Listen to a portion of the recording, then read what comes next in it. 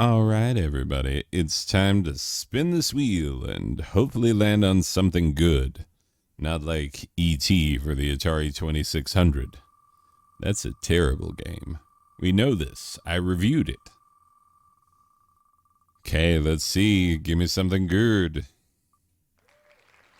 Ooh, Journey to Silius. Actually, yeah, solid choice. Thank you. Awesome. Here we go.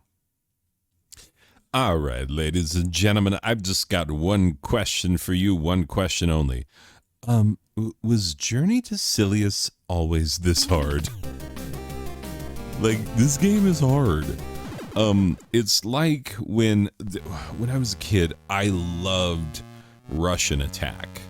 I remember vividly, like, my family, we never had an NES, and we didn't even rent one when they were available for rent from the local video store, because this was during the period of my life in which my parents cut the cable. So I missed out on a lot of pop culture knowledge. Like every time people do lists of like, isn't this your favorite of the things that you watched when you were the age that the NES was on fire? And I'm like, yeah, I either saw that later in life and was like, oh, the 80s, or I didn't see it at all. So, yeah, sorry. Apologies for your pop culture references. Anyway, but yeah, my family would not rent an NES, and so I never got to play any NES games at home. So I played what my friends had. And, I remember vividly one of my friends who did not have an NES, he threw a sleepover and his parents rented him one, which I was like, that's what my parents should have been doing this whole time, because they complained about the cost of owning one, and I happen to know that renting one was pretty darn cheap back in the day. Anyway, but yeah, I remember my friend rented one, and he got Jaws, the video game, which we were all very disappointed with. He got Rampage, which we all had fun with, and he had Russian Attack, which I was like, oh my god, this game is the best thing ever. Yeah, and then when I played it again as an adult, I was like, oh, I am terrible at this. I am not good at this at all. So yeah, I'm having the same experience with Journey to Silius, because like, you're gonna see me die, you're gonna see me die again, and you're gonna see me constantly die, so you're gonna see the same bits of the same levels and me dying in similar ways a lot. So apologies there. But yeah, Journey to Silius is a really, really cool game. Like, it is an NES hidden gem if ever there was one, and there was, and this is it. If you are an NES collector, then yes, it's less of a hidden gem, of it, it's a thing. But if you're talking to someone who, like me, just played what was, super popular back in the day, you played your Legend of Zeldas and your Contras and your Castlevanias and your Marios and, the big series. We all played those, and then we all had, a game or two that our local video game store bought on a whim. And then we all played that game, and it's like a weird regional thing that we all did, That's just the joys of how video games were distributed back in the day. Not a better time, a weirder time. Anyway, but yeah, I never played this back in the day, so I've only ever played it as an adult when I got back into collecting for the NES. So, I should say the basics about this game comes to us from Sunsoft, came out in 1990, and it was supposed to be Terminator, but they couldn't get the rights to Terminator. So they just changed it. And if you play this game, you won't ever be saying to yourself, wow, this sure reminds me of a reskinned Terminator game. Like, no, at no point will you think that at all. Because you got these weird jumpy robots coming at you. You got the varieties of shooty, pop-outy, missile launchy, 3-shot from above. Like, there's just hazards. There's hazards everywhere. Everything is shooting at you. Everything is trying to kill you.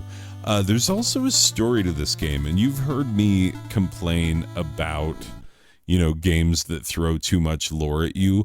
Well, I will give this one a pass because, like, the lore that it throws at you, while it's not super incredible, like, I mean, your father is vaguely talking about a mission, he died and you thought there was foul play, and he's like, oh, the terrorists are gonna try and take over the colony, and you gotta do my mission, like, that's what you get told early on in the game.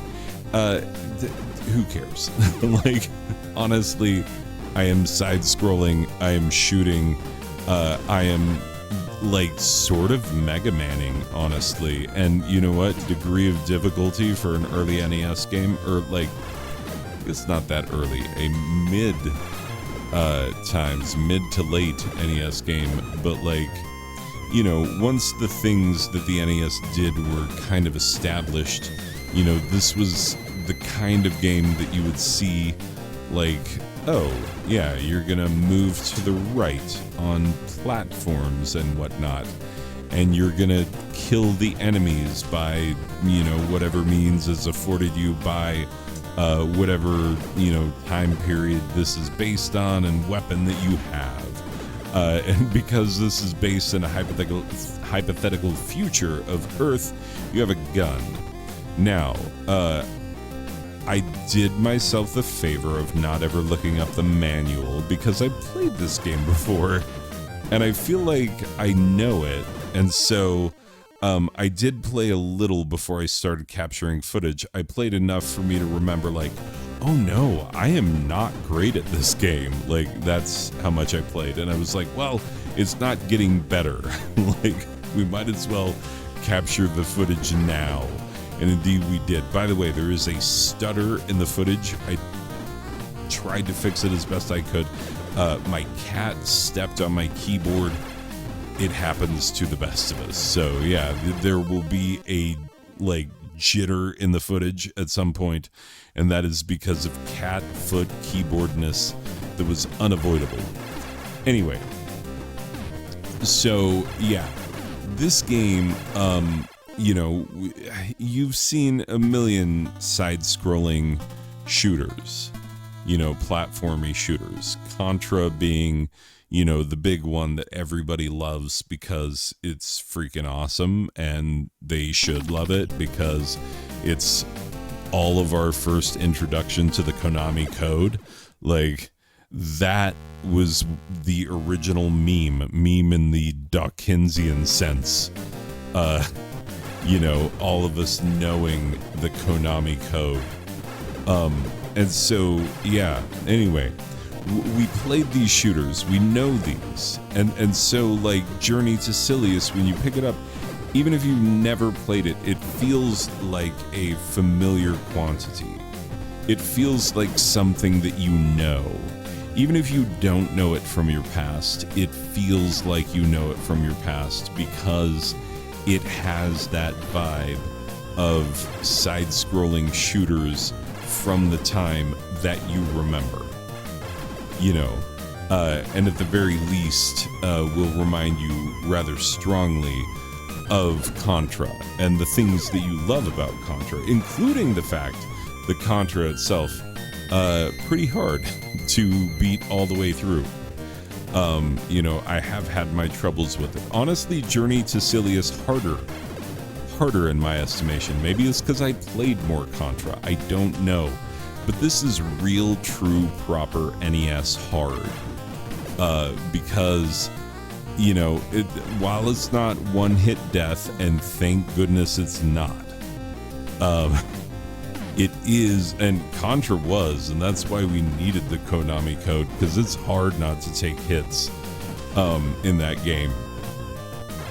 But yeah, like, this is not one-hit kill, so it feels like it should be easier. But no, everything is trying to kill you all the time, and it's hard to establish the patterns. Like, you get better at some of them, but then worse at others, and it's that thing in video games where, like, you know, you made it all the way to the boss before, but now it starts you back at the beginning of the level, because of course it does. And NES hard, right? And then you gotta go and you gotta, you know, try and beat the boss.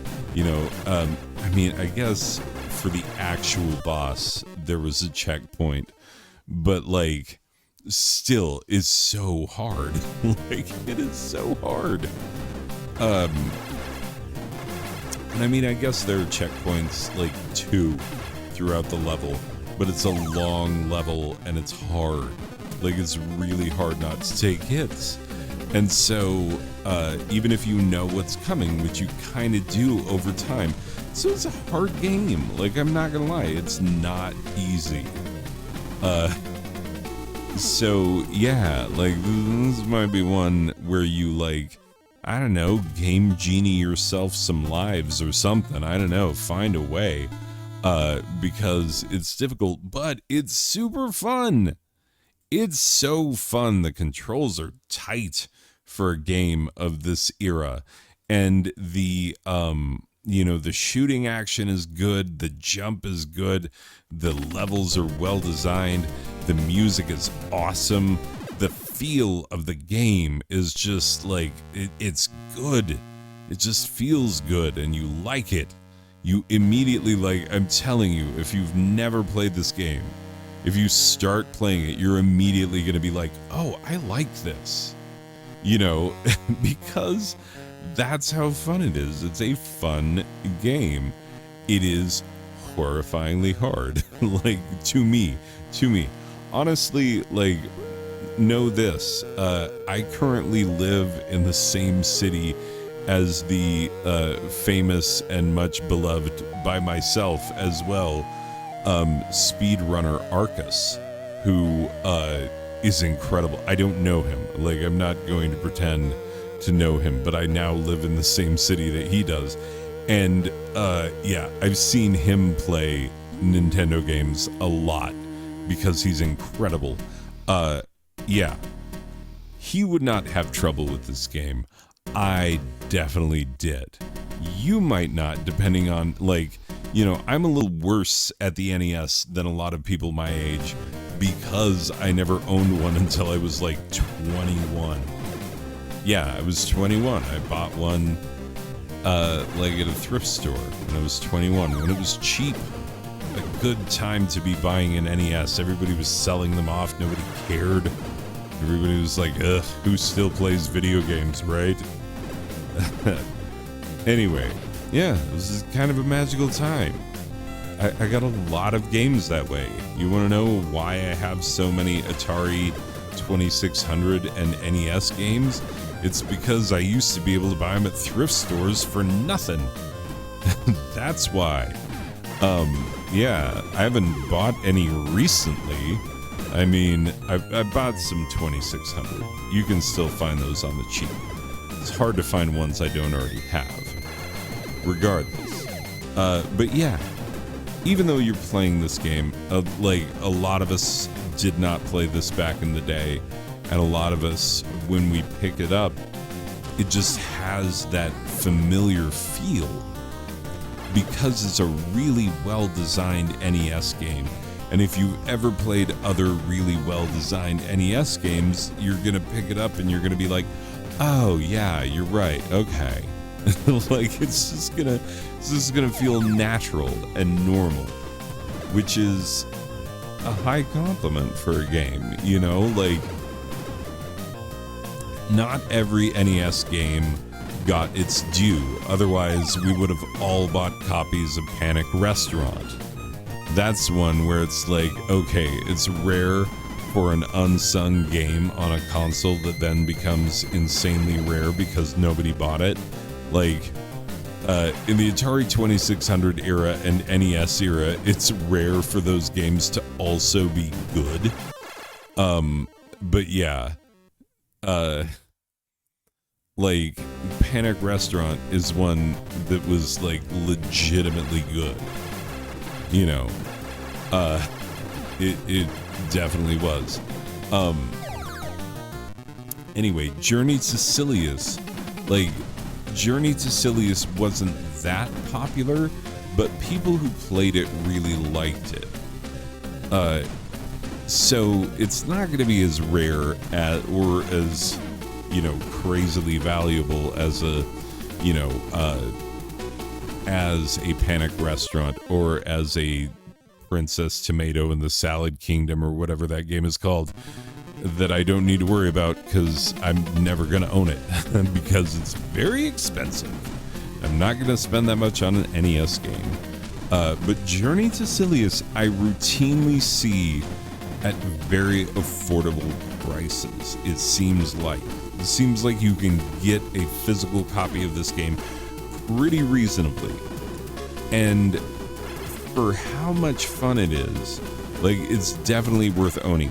It's not great if, like, it's not going to be one that you're like, oh, I'm going to just beat it, you know, just play it until I beat it, you know, like Super Mario Bros. Level of difficulty where it's like, yeah, maybe some parts of it are hard, but with a little practice, you kind of get there, you know.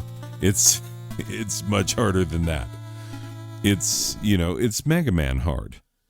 And so, like, you gotta really memorize some patterns and really learn some boss moves and boss patterns, you know, because otherwise you will not survive. As I did not again and again and again, as you have no doubt seen in the footage. But I really love this game. I really, really do. That's why when it came up, I was excited. I was like, oh, this is a good one. This is a fun game. I get to play this again. You know, I was excited to play it again. And I think anybody who ever has, if they were spinning a big wheel and this is what came up, they would also be like, oh, I'm excited to play that again. You know, that's why it's a hidden gem. Like, even in your own collection, you might be playing the other things and then remember, like, oh, that's right, I have that, and it's good. Anyway, let me put a final score on it. Okay, so for the final score of Journey to Silius for the Nintendo Entertainment System, we are going a 9 out of a possible 10 Rockmen. I love this game. I really, really do. It is a joy and a gem and a beauty of a game. Like, it looks good, it feels good, it sounds good, it plays well. It is so hard. It will kick your butt. I'm sorry, but it will. Unless you're really good, you probably are. You're probably better than me. You've seen my footage, you've laughed at it, and now you're going to go out and beat this game. Do it. But you're going to enjoy it either way. If you're bad at it, like me, you're going to enjoy it. If you are, you know, great at it, like, I don't know, some people probably are, you're going to enjoy it because it's a really good NES game. Like, it really is.